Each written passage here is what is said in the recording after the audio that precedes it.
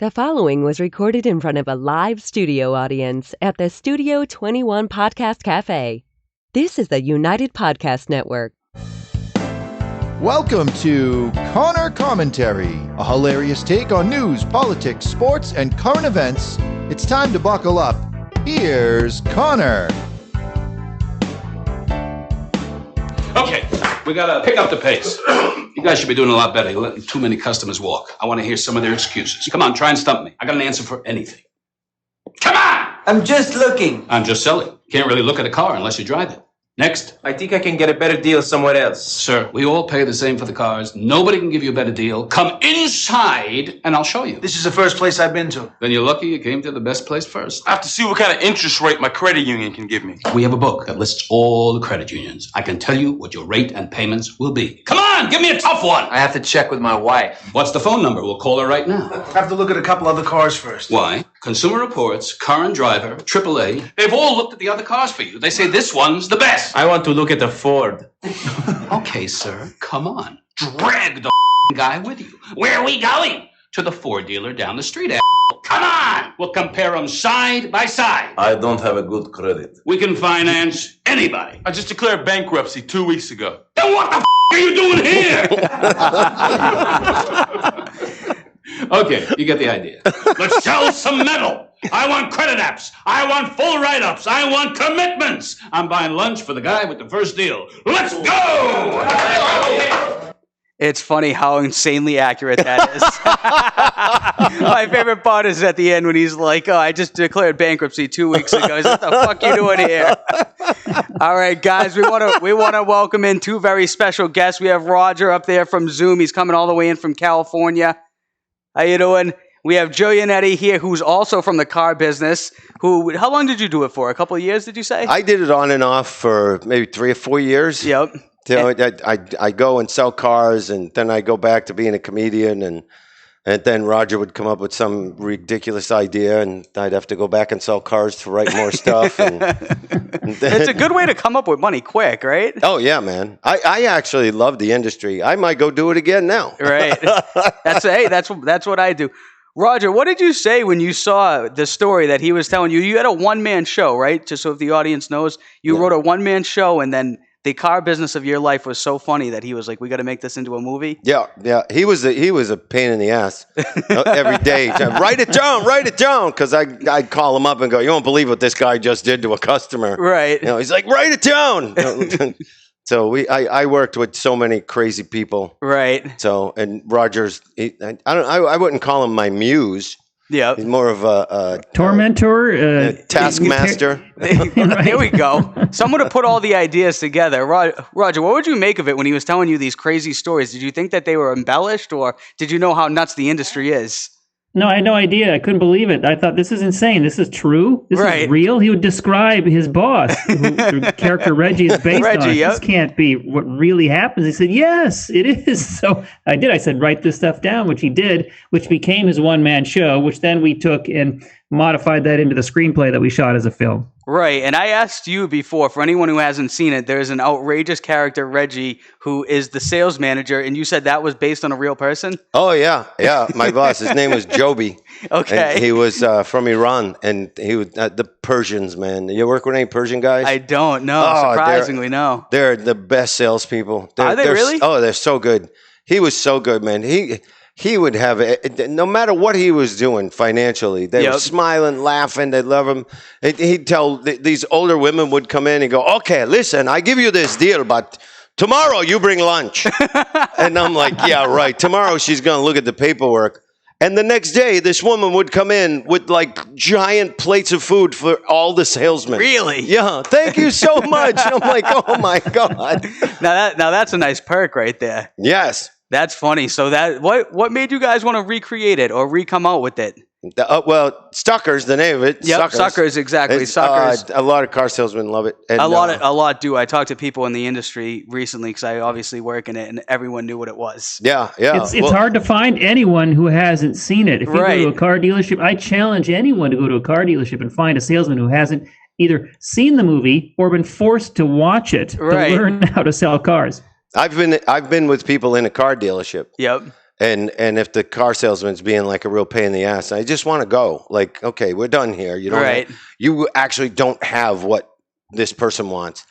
And they'll just keep going on, and I'll take their card and write suckers on the back of their card and go, have you seen this movie? And they'll go, yeah. And I go, I wrote it and I'm leaving. Oh, man. So it's been massively successful. It came out in 2001, right?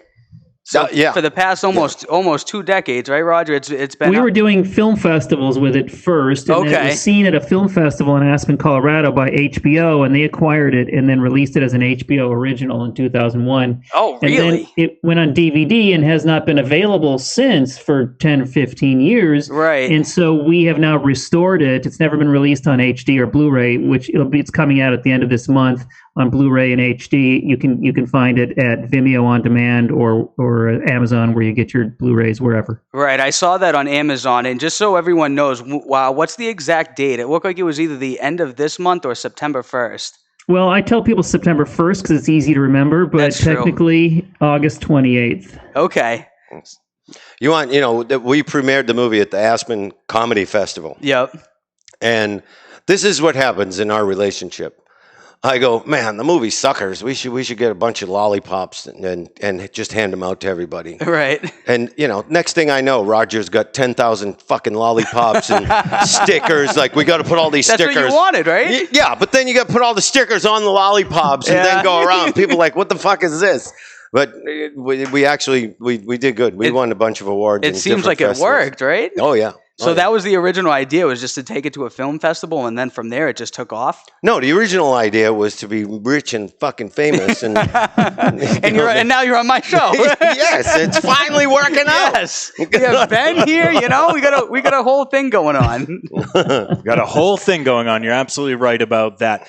So how was the process of getting this movie made? It's obviously coming out as kind of a smaller independent feature. Can you tell me, Roger, as well, can you guys tell me about the process of actually getting it made and getting it funded? That's a great question. Well, that's Roger's department. Well, yeah, it's like winning the lottery to get a film actually made. Thousands try and very few succeed. We found an investor who put up the money. It was actually a Japanese magazine publisher who financed the movie. And because he had actually missed out on financing a documentary I had done called TREKKIES, which did really well. Paramount bought it, and I had, in the production company, had a little bit of notoriety from that. And we said, well, what's next? We said, well, we want to do this film, Suckers. And actually, at the same time, I did another film called 6 Days in Roswell, and this same guy financed both of these movies, both of which are now being released and are on the same Blu-ray, that if you get one, you get both.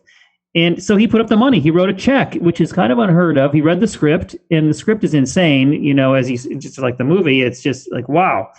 And I was inspired by 3 things. Joe, of course, in his real stories, a film called Glengarry Glen Ross, and another film called Clerks, an early Kevin Smith film.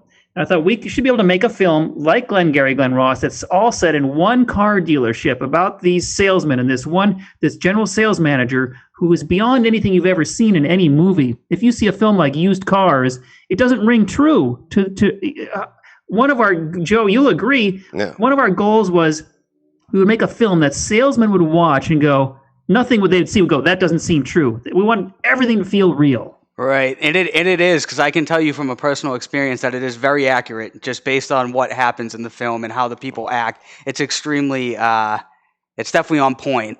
Yeah, well, one of the things we did was the producers of the film watched the film and they were like, "This is too over the top. This is too over the top." I said, "Okay." And so Roger and I went to the dealership where I worked and invited all the salesmen and the general manager, the general sales manager, everybody, to come and watch a screening of the movie. And really? Yeah. Oh, yeah. And after the movie, the producers went up to them and said, "So what'd you think?" And my old boss, Joey, said, "Well, you toned it down a lot." Roger, what did you think when you heard that it was actually toned down? I knew it. See? Right. But if you watch Glengarry Glen Ross, which is one of my all-time favorite movies, you feel like that's over the top. But it also feels real. Like that's when people are, 2 things, desperate and really good at what they do, you sometimes get a really toxic mixture.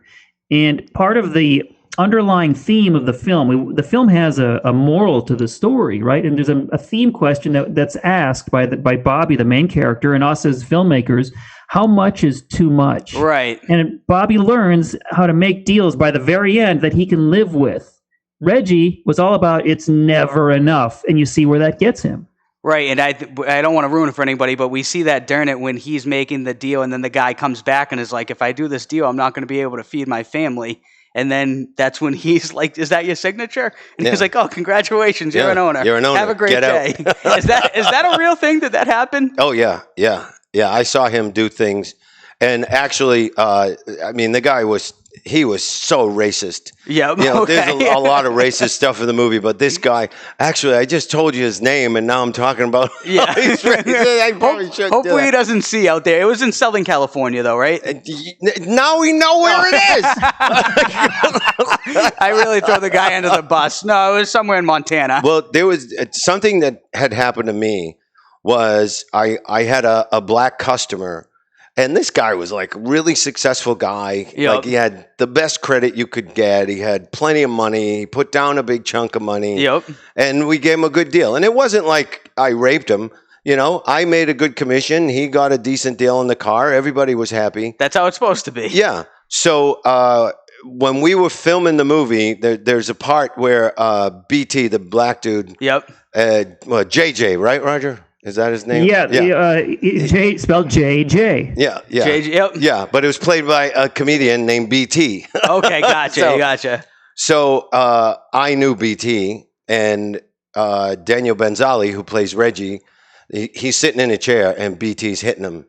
So right before we shot the scene, I told BT something really racist that my boss did to me when I made that deal. Yep. And then we shot the scene, and he hit him so hard.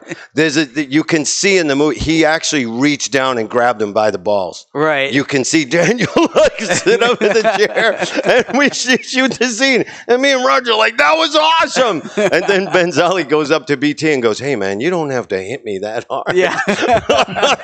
Oh, so were you guys actually in the dealership filming it yourselves? We rented a dealership. You did? Roger found it was a Ford dealership. Okay. That had moved. It was abandoned. An abandoned dealership. Our location manager, location scout. We looked around. We found one that was abandoned. We took it over and made it into our own dealership. But I want to go back to what you're talking about. I didn't want to turn away from the reality of whatever racial dynamics were happening in this world. So we tried to portray it accurately. And what does racism mean in that world? I wanted to ask that question. And what I was surprised by is that when this group of salespeople all come together with very different backgrounds, socioeconomic, ethnic, political, all these different backgrounds, they're forced to work together with a common goal of making as much money as possible while also competing with each other. This bond forms, almost a brotherhood where anything can be said to anybody, and it's not taken to the heart. It's taken as part of the overall complexities of the competition and the bonding that goes on, because they'll turn customers to each other sometimes to close a deal. You can't close a deal, you turn it to someone else who's got more in common with that particular customer, and then they share the deal. And what you see is a lot of what we, in researching it, found that this bonding that happens between the customers, even when it seems like they're being horrible to each other, and we put a scene in there where, Reggie says this racist joke in front of JJ, and then another customer, a salesman asked him to JJ, why do you stay here if Reggie's that way? And he says, because I can make so much fucking money here, baby. And so that money overruled everything. They were all unified by this common pursuit. But then you see at the end of the movie, the racists get punished for going too far, for not being equal. Ultimately, it's egalitarian. It's very egalitarian. Everyone, if you're a good salesman, you're going to make it to the top of the board no matter who you are. Absolutely. You're going to get rewarded. Your respect is in dollars. That's what Reggie was teaching. Right, and that's so true, and it's so funny because the industry does bring everyone from every race, religion, like you were saying. You see people from all walks of life being salespeople, and it is so true that it's like all respected on how well you can perform. I'm sure you had people from everywhere. You said the guy that was the sales manager that was based on Reggie was an Iranian guy? Oh yeah. Wait a second though. Hey Siri, what does egalitarian mean? That's why you need me, Joe. That's why we work together. Oh, all people are equal. All right. Is that okay. what, is that what, Look, you didn't know. I don't know either. I sell cars too. We don't know these things. Son of a bitch. That's why we have you to tell us what words actually mean.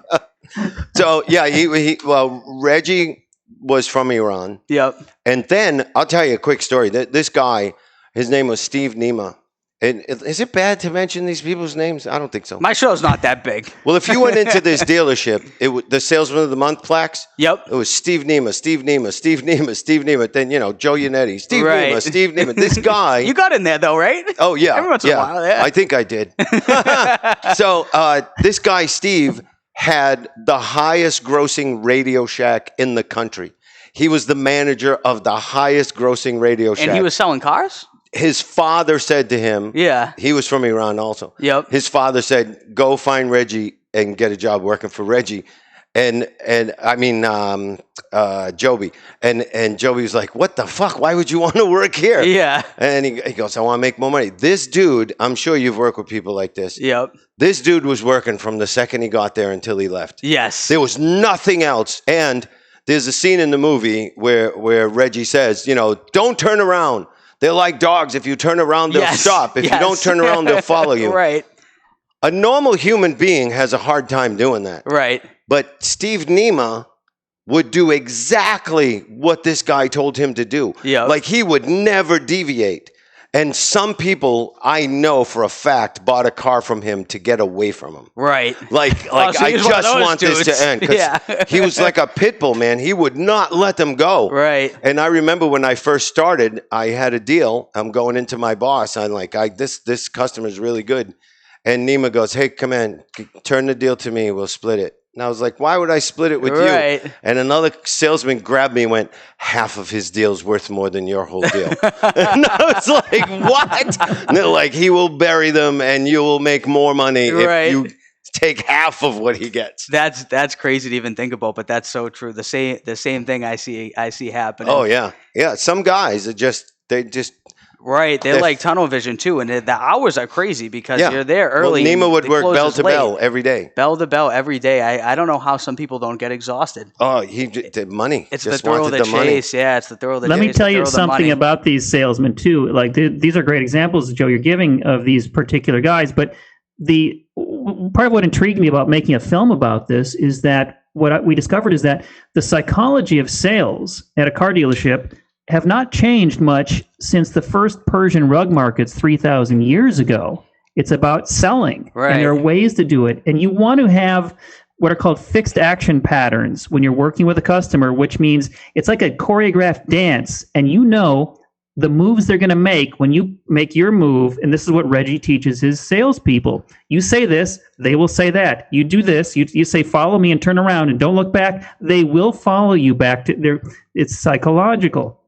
And one of the biggest factors for the top board winners of the month were that when customers came on the lot, they never prejudged anybody. Everyone was a buyer, because the mistake that the weaker salespeople would make is they'd look at someone and go, oh, they can't afford it. They're not going to buy the car. Right. You don't know. You don't know who's going to buy the car. Don't prejudge anyone.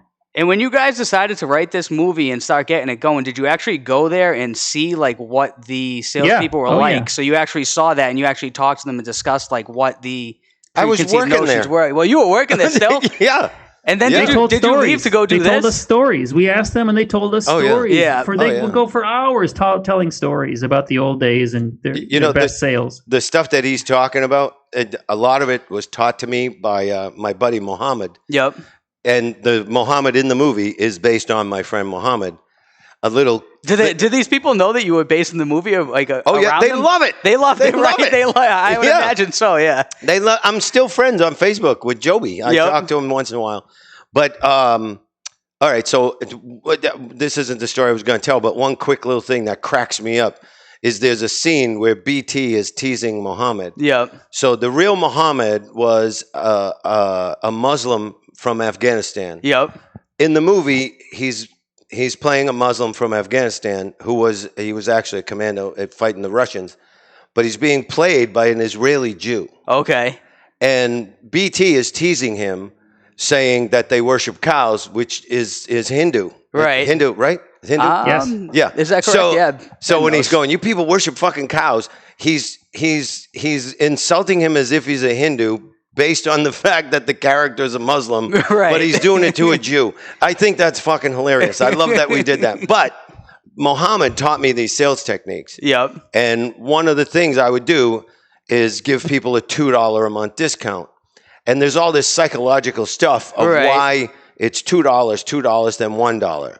And it works. But the first time I did it. Why is this? It goes $2, $1. I've never heard of that. Oh, yeah. Okay. Do you want me to should I explain the whole psychology behind this? Well, that's Herb Cohen, right? You can negotiate anything. The way you negotiate is you go down a certain small amount, then the same amount. And by going down half that amount again, you're signaling to them subconsciously that you're done. That's where it's over. Right. Okay. Yeah. So $2. That makes sense. Yeah. Well, I'll tell you in terms of a salesperson for selling cars. Yep. So $2 sets the parameters for the deal. Right. Because if you give someone a $2 discount, they're not going to ask for $100 off. Right. And it's just as easy to negotiate $100 as it is to negotiate $1,000. So the $2, number one, it sets the parameters. Number two, it shows that you're flexible. Right. So that people are glad that you give them a discount. Usually they would go, that's only $2. And you go, well, it's $2 times 60 months. That's a $120 discount off the car. Right. Now it go up to 80 months or whatever. You can go 84 months now if you really want to. Yeah. Yeah. So you multiply that. So, and then no matter what they say, unless it's yes, you go down another $2, which psychologically registers that you've doubled your offer. Right. And then you go down $1, which means, okay, I've cut my discount in half, which means I'm down to very little. Right. And then you go back to the highest number and go, okay, what's the closest you'll come to this number? Yep. And they bump themselves. Right. So my boss goes, you really give people $2 discount? And I go, yeah, I do. So I tell him everything I just told you. Right. And I have a customer, and it's a deal. This woman is buying this fucking car. And my boss, his name was Henry, sits down and he goes, okay, here, it's $284. What if I could do it for $282?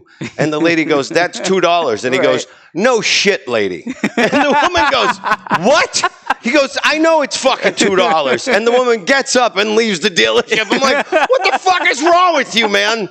But the first time I did it, I gave the guy a $2 discount, like use that number, like $282. And he goes, $280, you got a deal. And I literally jumped up and went, holy shit! And I was like, I'm sorry. Yeah, I can do that. I can do that. So I just want to ask you, what did you do before you got into the car industry? Was it just total comedian stuff? Yeah, I became a comedian when I was 20. Okay, yep. And at the time I went and sold cars, it was, I'm 58. It was 26 years ago. 27 years ago. I can't do the math. My daughter... So 30, 31? Ben knows I was in my 30s. I think I was 30 or 31. We met at the Comedy and Magic Club when you were doing comedy, probably around 1987, I would say. Okay. Yeah. Well, I went and sold cars. It must have been nuts in I only know those 1987. numbers because I went to sell cars so I could be there for the birth of my daughter. You're right. And she's going to be 26 next month. Right. And I was the scene in the movie where he says, make me laugh and I'll give you a job.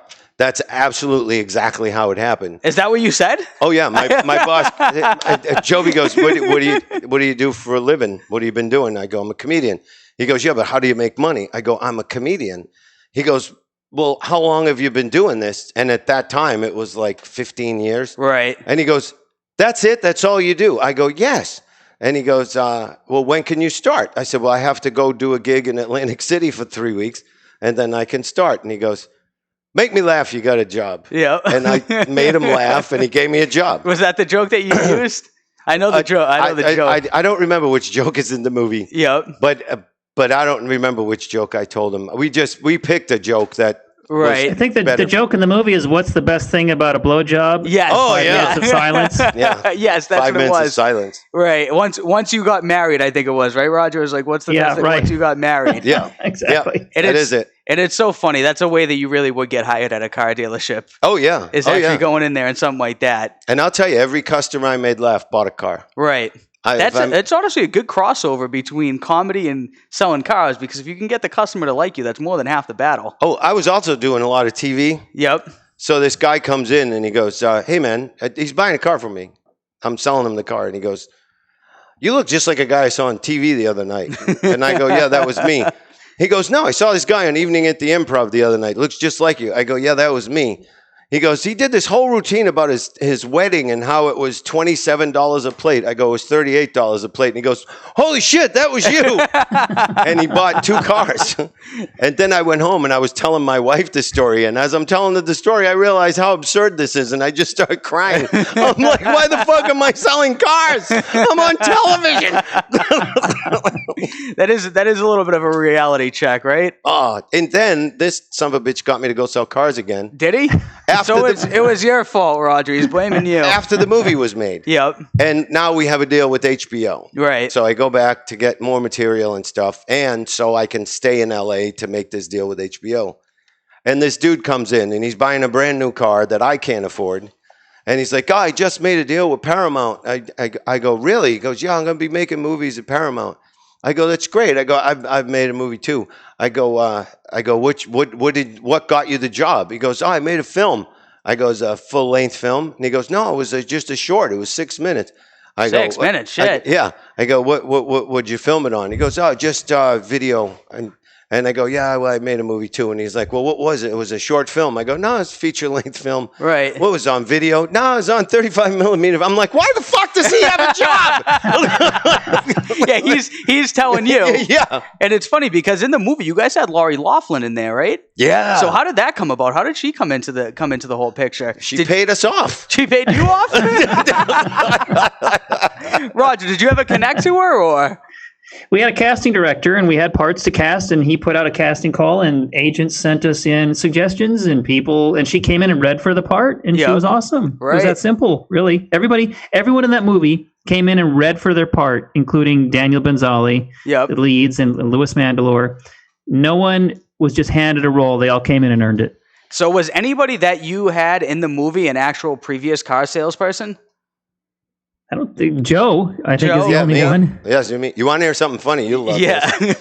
All right, so Roger wants everything to be perfect. Right. So the board in the movie, I made that board. Did you? Yep. I made that board, put all the salesmen's names, and we're all in this room, and we divide people up. You're on this team. This guy's your manager. That guy's.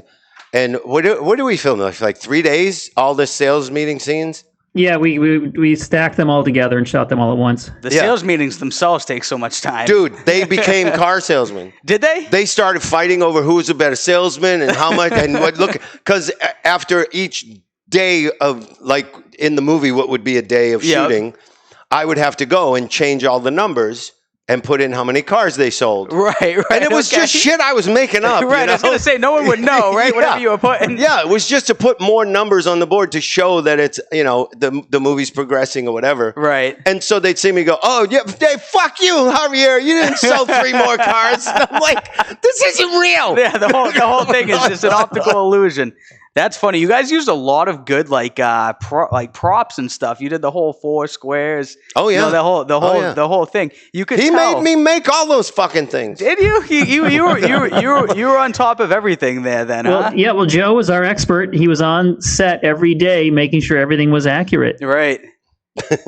That's funny, and it came out very accurate. So it's coming back out September 1st, right? Yes. What's something you guys want to tell the audience about? It's something that they can look forward to. Well, for the first time, it's going to look like it should look. It looks better because we found the original negative and did a rescan of the negative at 4K and then recolor corrected and mixed it and redid everything so it would look beautiful. It's going to better than it's ever looked, and I still get emails from people. We got an email like 3 or 4 months ago from a car dealership in Iowa, a guy named Jasmine's Used Autos, saying, hey, whatever happened to that movie? How can we can't get a copy? I said, well, we're actually working on restoring it. So this guy kept in touch until it was available and just sent us the sleeves to sign that'll go into the plastic wrap for the Blu-ray. And people are out there have been waiting for this film for so long, and they'll get a chance to see it with extras and on Blu-ray, which is as good as you can see it. Right. So it's going to be coming out on Blu-ray, and then Vimeo, right? Vimeo on demand. Right? Yep. Yeah. If you go to Vimeo on demand, or if you want one place to go, you can go to my website, which is rogernygard.com, Nygard, and I've got links, and it'll take you right there, and you can stream it for a couple of bucks. Can you hear the anger in his voice? Can we get the stuff on there? I can get it into the show notes and make sure everyone can see it. Wow, what a guy. So if you're looking for it, you can get in the show notes and see how to get everywhere. With the re-release, so to speak, coming up, it's been well received. It's got a good score on IMDb. It's got a good score on Rotten Tomatoes. Is there any thought if this re-release does really well, that there's a Suckers 2? That's a great question. Man. The service department. That's a great. Yes. Actually, you discussed that before. Have you thought about actually doing that? You think you get fucked by the salesman? Wait till you go in for an oil change. Now we're really opening up the can of worms. But is that something you guys have actually thought about? Is making a second one? Well, Roger's thought about getting me a job at the fucking service department somewhere. Roger, just make him a service advisor, then you can rewrite the whole thing. It'll be Suckers Part 2. I love it. I love the idea. I would force Joe to do this in a second. So do you work for him? He tells you what to do. You go do it. Yeah. Yes. No, fuck you. No. I'm only kidding. When I was out in L.A. and I was poor, I tell you, we've been writing together forever, man. Yep. We used to have to send scripts back and forth with dial-up, and it would take hours. Oh, dial-up internet. Then you couldn't be on the phone at the same time, right? Right. Yeah. Yeah, because Roger and I, we have two completely separate talents. Right. So Roger would call up and say, I need a scene between Joe and Conor. They have to be in this place, and this is how it has to, this is what has to come out of the scene. Right. And then I would send it to him, and he edits it and sends it back and goes, make it funnier. And then I send him 10 pages, he sends me back 3, make it funnier. I send him back 8.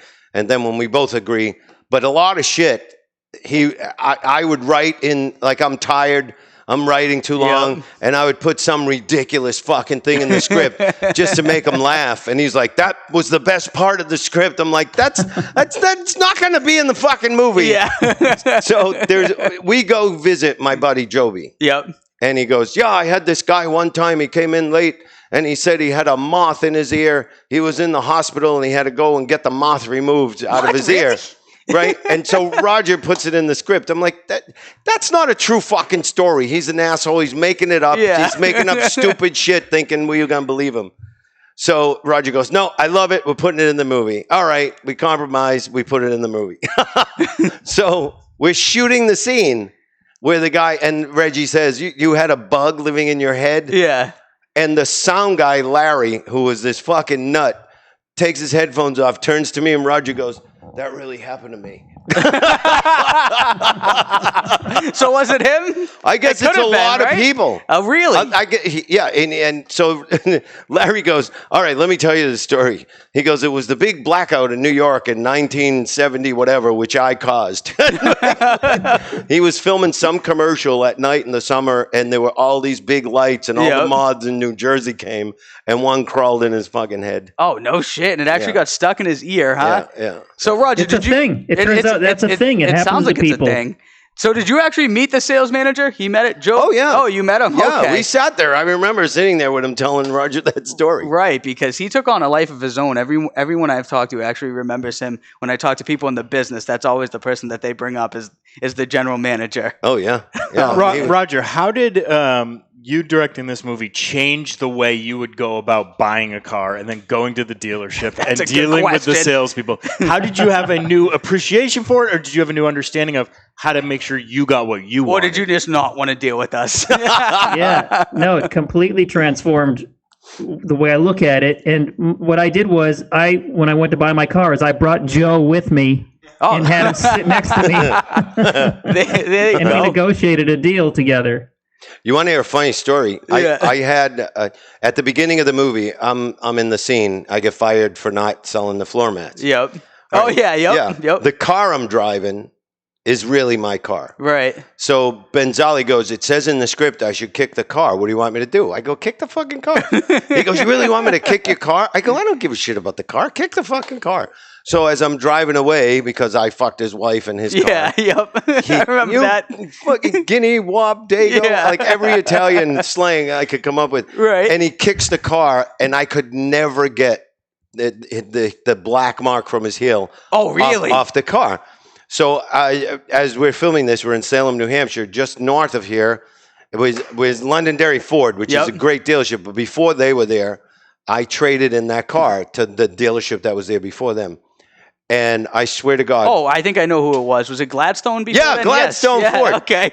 Jamie, if you're watching, what's up? Yeah. What, you know the owner? Or? Oh, no, I know my buddy used to work there. Oh, okay. Yep. But now, Ford of Londonderry, you ever need a Ford, go to Ford of Londonderry. There you go. And that's from the guy who knows that, like, they are the best. Right. Like, they will treat you so well. And anyway, the whole dealership came out to see the scuff mark. Oh, they all knew. When I traded the car in. They were like, this is the car! This is the car! So that shows how much of a life of its own that the movie actually took on. Oh, yeah, man. I'll tell you another quick story. I'm sorry, Roger. I'm talking too much. But I've been working on cruise ships as a comedian for about the past 15 years. Oh, nice. And I worked with this guy who was a ballroom dancer from Ukraine. Yep. So one day I get a message on Facebook Messenger, and there's like a screenshot of the movie, one of the scenes in the movie. I think it's the last scene. And he goes, "Is this your movie?" And I go, "Yes." So I'm thinking, all right, he's somewhere in the world. He's watching my movie on something. Right. And he goes, "Why did Bobby not take the money?" And I go, "What?" I go, "Where are you?" He goes, "I'm in Ukraine in a training. And I'm training, and they're asking that there's a test on the movie." I go, "You're selling?" He found you? I go, "You're selling cars in Ukraine?" And he goes, "No, I'm selling candles." Really? Yeah. So there's a test. The teacher doesn't. He's texting me, asking me the answers on the test. And he goes, and so he must have said something to the teacher. Right. And he goes, "Teacher says you're wrong." I go, "Well, the teacher's fucking wrong, You man. wrote the movie. I know why the guy did this." That's funny. So he from Ukraine found you on Facebook and asked you what happened. Well, I knew him years before on a cruise ship. Yep. And then he saw the movie, and he knew when I worked with him that I had made this movie. Right. And then we were friends on Facebook for years. Right. And then out of nowhere, he just pops up, and he was selling candles. Of all things, selling candles. Yeah. I wonder, is that lucrative, you think? Selling candles? Selling candles? Not as much as cars, I guess. Should we go into that instead? Yeah. All right. Before we wrap up here, Roger, where can they find you? Where can they find the movie? Let's get some plugs for it. Ben said he's going to put some stuff in there for us. Yeah, well, if you just search Suckers and Roger Nygard, RogerNygard.com, you'll find me, you'll find the movie, links to the movie, and if you use Vimeo on demand, search for Blink Movies or the movie Suckers, and it'll be on my website when I get around to it. There we go. Joe's What's the website? Yannetty.com. Yannetty.com. How do you spell it? Yannetty.